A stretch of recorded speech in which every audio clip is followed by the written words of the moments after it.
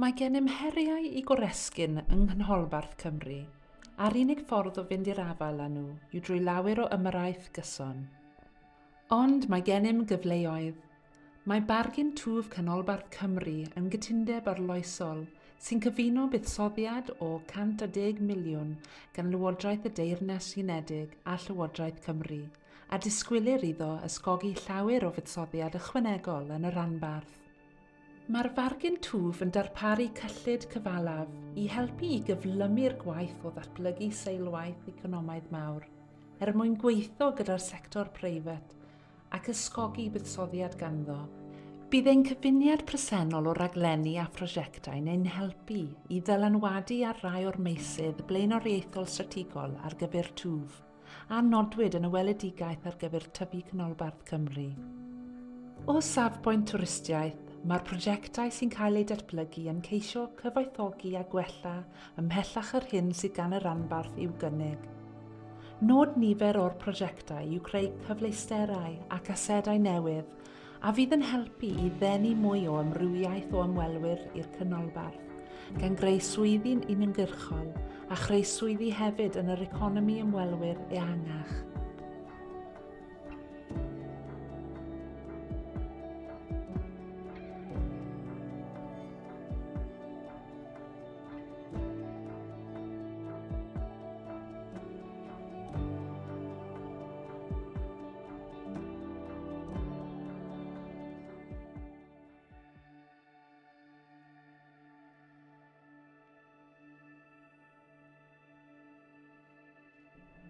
Mae'r holl prosiectau ym maes ymchwil ac arloesi cymhwysiol yn ymwneud ag adeiladu ar gryfderau academaidd ac arloesol y rhanbarth, gan fuddsoddi yn yr asedaeth sydd gennym eisoes yn y canolbarth a datblygu cyfleoedd economaidd newydd ar gyfer sgiliau a diwydiannau'r dyfodol.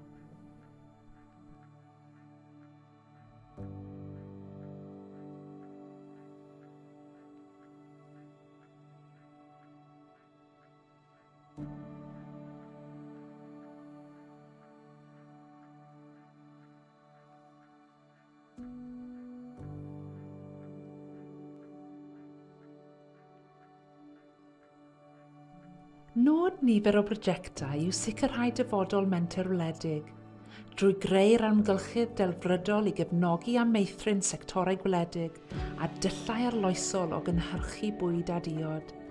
Yr uchelgais yn y fan hon yw ychwanegu gwerth pellach at waith cynhyrchu cynradd, drwy ddarparu cyfleusterau gwell mwyn i fusnesau yn y sector hwn allu dechrau a ffynnu.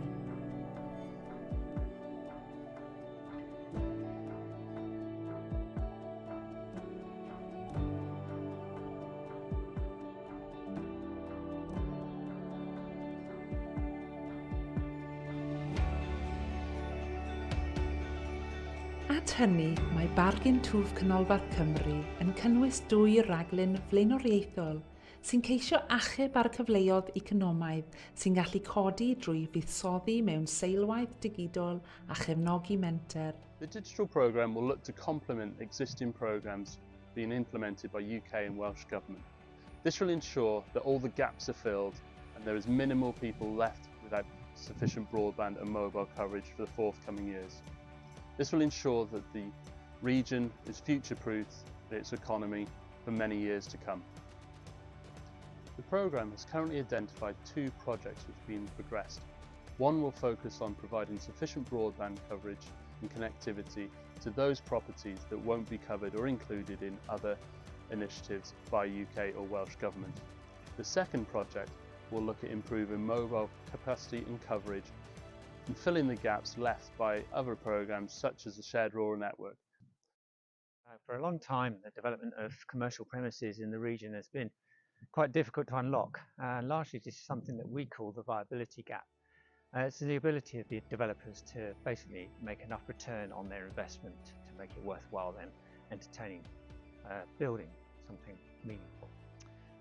So what we're planning to do by way of the Sites and Premises programme is trying to address that in a strategic way and placing our investment in a larger than local type plan across the region. By providing modern employment facilities in a range of unit sizes, our businesses can grow, move into those premises, grow and retain their presence in the region, and obviously thereby encourage them to continue to develop their own skills and jobs capability, which is only going to be great for our local communities. Gyda'i gilydd, mae rhaglenni a'r prosiectau yn creu porffolio buddsoddi ar gyfer cyfnod o hyd at 15 mlynedd. Bydd y gwaith cyflawni'n digwydd yn raddol yn ystod y cyfnod hwnnw, felly ni fydd yr effaith lawn i gweld tan y blynyddoedd olaf. Yn y cyfamser, mae llawer o waith i wneud o hyd i ddatblygu'r cynigion fel i bod yn cyrraedd y cam lle gellir gwneud penderfyniad terfynol am gyllid. Bod y Fargen Twf yn buddsoddiad sylweddol, dim ond un elfen ariannu ydy o. Yn rhan o weledigaeth ehangach, rydym yn dal i weithio ar nifer o themau a allai ysgogi buddsoddiad a gwella ein economi yn y dyfodol.